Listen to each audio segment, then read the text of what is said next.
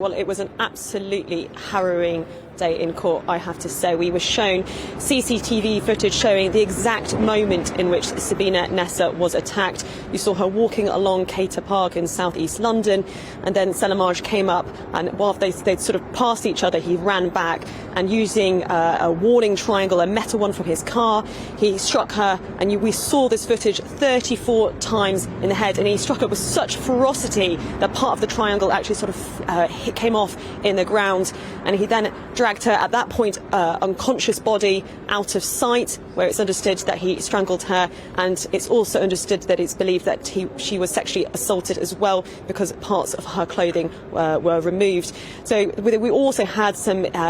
some victim impact statements which were read out from her family, including Sabina Nessa's sister, GBNews Islam, and she talked about the fact that yes, her sister was in the wrong place at the wrong time, but that she had every right to be there, because of course Sabina Nessa was walking along the park, leaving her home to meet up with friends, and of course there's been a lot of discussion about the issue with women and their safety regarding that. So she gave out some very moving testimony, I think very much saying that the family are haunted by the fact that her body was discovered in this long grass that had been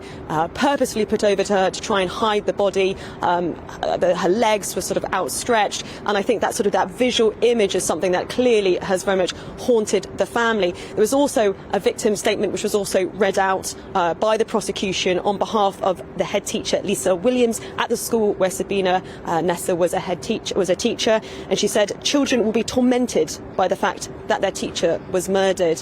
And I think you can get a sense there of the emotion that was in court today. The whole of Sabina Nessa's family were in tears, and I have to say many journalists, including myself, really were very moved by the entire afternoon, and I have to say I shed a few tears myself, because really this was a family who have really, they were saying that their lives have been ripped apart by this brutal murder. And I think what really struck them was the fact that Selamaj did not even attend court today, and I think throughout the whole police process he didn't answer questions, he's shown absolutely no remorse whatsoever, and I think this entire horrific crime has left an immense legacy really on the family.